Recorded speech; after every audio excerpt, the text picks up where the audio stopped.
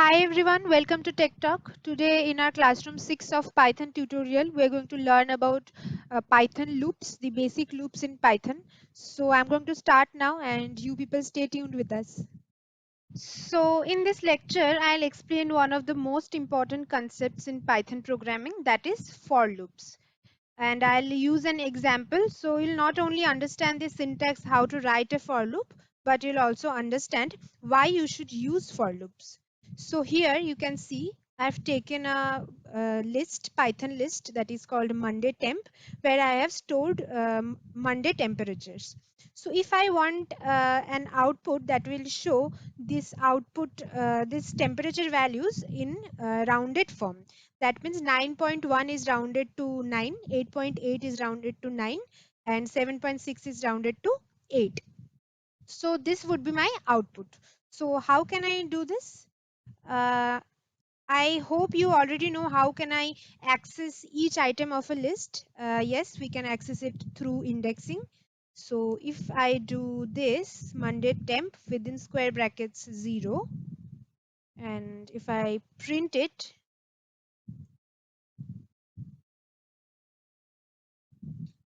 saving it, and I'm going to run it. So you will see that the 0th item of my list is printed here. So how can I convert this 9.1 to a rounded form? For that, I'll need to split my terminal over here and I'll go to my Python interactive shell. And here I'll look for if there is any built-in function in Python that can directly convert the 9.1 to a rounded form as 9. So I'll search it by dir underscore underscore built-ins underscore underscore round bracket closed, enter. So just look for something related to round. Yes, here you can see I have a function called round. So I'll see what it does. So if I just simply use round here and save it and run it again. Okay, great. My output is 9. That means Monday temp 0, that means 9.1 is converted to a rounded form as 9. So if I now do this and this, and here I'm going to give the correct syntax indexes 0, 1, 2 and save. And if I do this again, and great, I'm getting the output 998, which is the rounded form of my Monday temperatures. But what if you have 100 of items in your list? So you'll have a code of 100 of lines. So that is not possible for us. So that's why we're going to use for loop so that we can do the same coding, same programming in 2 lines only. So for that, what we need to do, we will write for temp, which is a variable I'm taking. You can take any variable name as per your wish. For temp in Monday temp. Now you can see this for and this in is highlighted in a different color because these are the Python reserved keywords, and temp is a variable name, and here Monday temp is also a variable name. So I'm just pressing enter after colon. So it is just directly indenting with 4 spaces. And then I'll write print within bracket round within bracket temp. So if I save it and then again run my program, see the same output I am getting. So within just 2 lines of coding with I'm getting the same output here. Now if you see that what it is done here, what I have done with for loops here, we are taking for temp is a variable which is denoting here the each of the temperature value of Monday temp. So in the first iteration, temp is equal to 9.1 in Monday temp, and then for 9.1 it is printing the rounded form of temp, which is 9.1, and rounded form is 9. And then again it will iterate the for loop, it will go the second item, and again it will go the last item. So this same thing can be done for strings as well, like for letter in hello print letter. So just run it again. You will see HELLO. Every letter in hello is printed like this. So I can do any operation with these letters, like letter title, save it and running it again. So you will see the all the letters in hello is capitalized where. So this thing, I hope it is clear what we can do with for loops. If in a list or in a tuple you want to, you want to iterate your values and do some proper action for each of the values, you will use for loop here.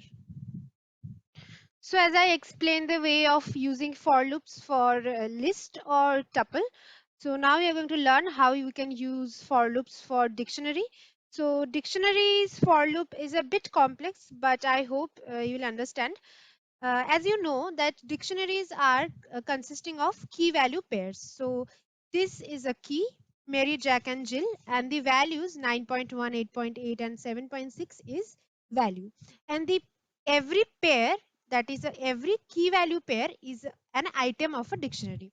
So for using for loop in a dictionary, we can use it over a item, over a whole item of a dictionary, or a key or a value. So for that, how we will do? For grades in student grades, now you have to specify it that you want to hover around the for loops.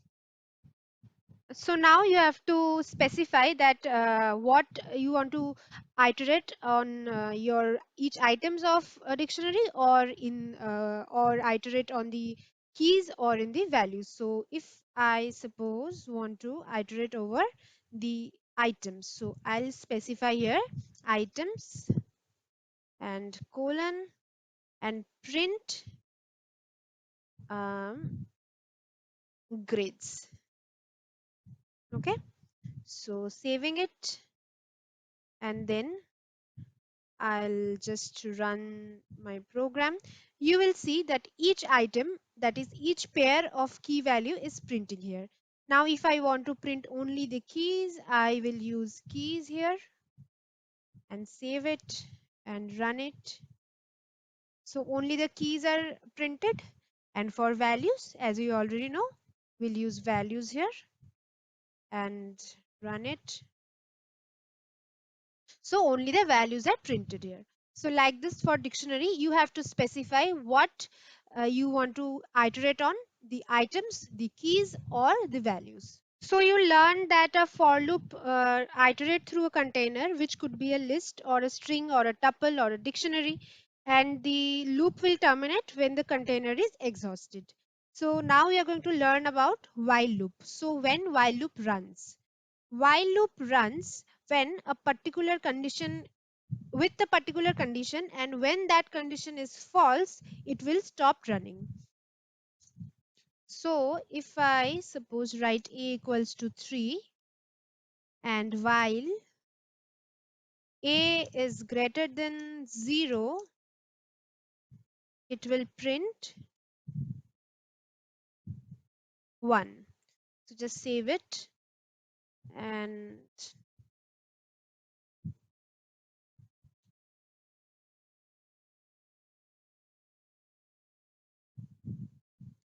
okay.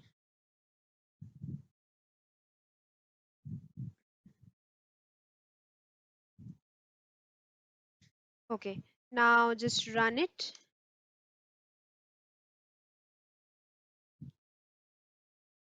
So you'll see this 11111 is printing every fraction of seconds or every milliseconds. Because a is greater than 0, this condition is satisfied because I have declared a as 3. So 3 is greater than always 3 is greater than 0. This condition is always satisfied. So that's why every fraction of seconds 1 is printed here. So I'm just pressing Ctrl C to interrupt it.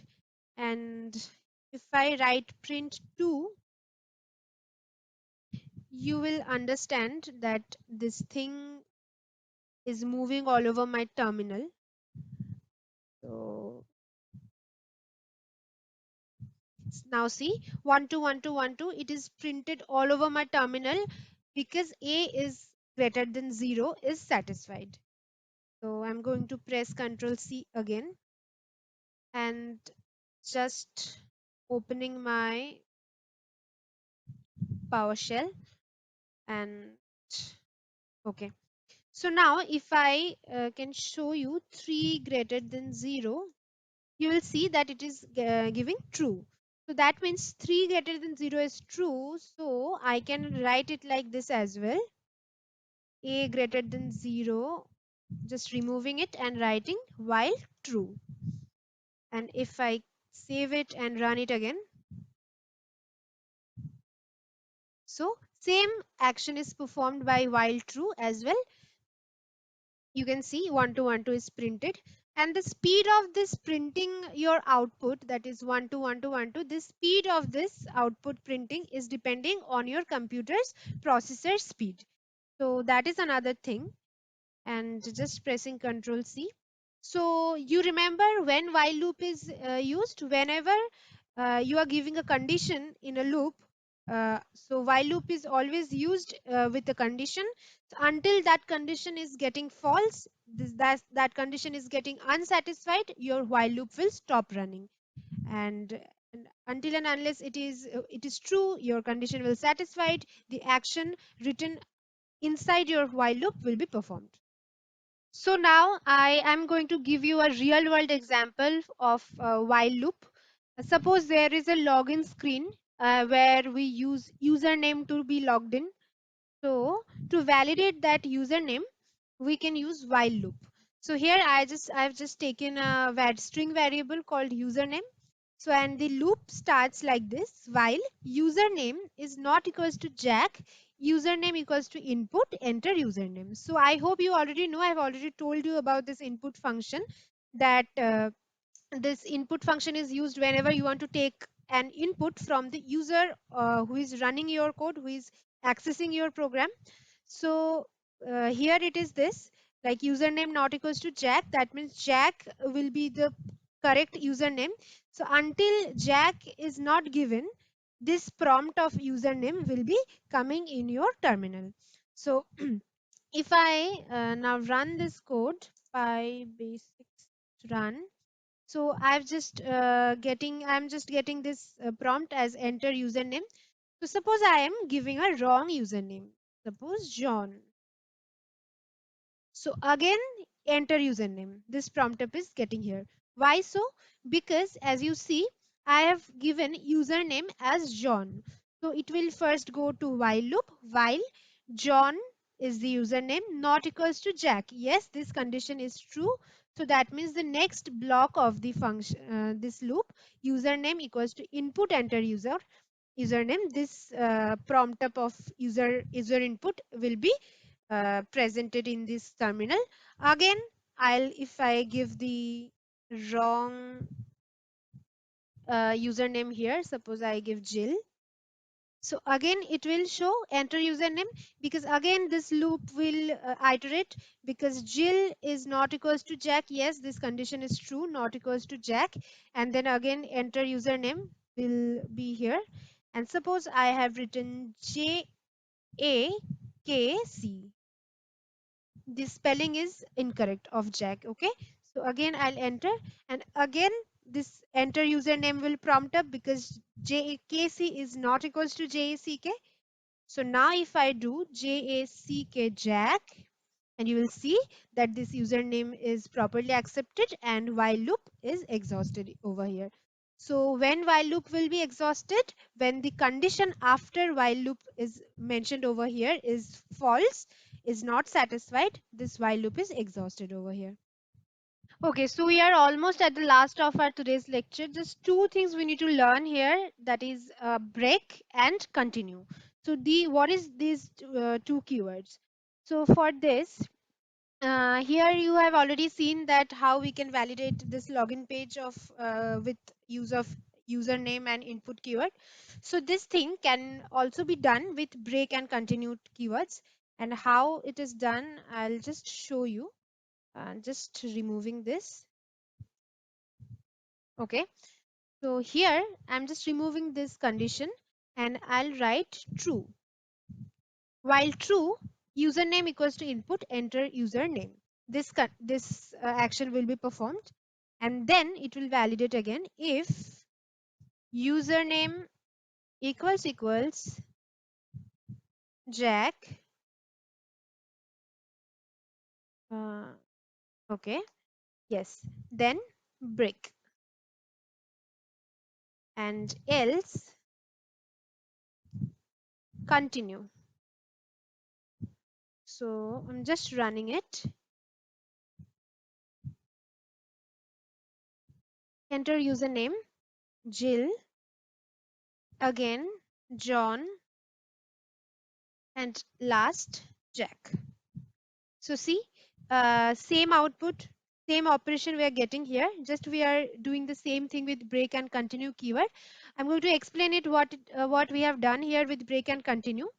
So we have first given the condition as true after while, and then the first line of iteration is here username equals to input, enter username. So in while loop, the first iteration is always been done. So here the first iteration is enter username. So I'll write a name as per my choice, or whatever your username is, you will write here, and then it will compare within this if condition that the username that you have given is equal to Jack, because Jack is the correct username as per our code. So if the username you have given is not equals to Jack, it will go to else. It will not perform the other operations that is written inside the if block, and it will go to else block. And what is written inside else block? That is continue. Continue means it will continue to run the while loop again. So until and unless the username that you are giving here is equals to Jack, it will just pass your programming to the else block, and it will just continue to running the while loop again and again. Once you have given the correct username, that is Jack, it will just break the loop. That means it will just stop the loop running. So that is the use of break and continue. So the earlier version of same programming is also a correct version, and this is also correct. I do prefer using this version because this is, a more professional way of doing programming using break and continue.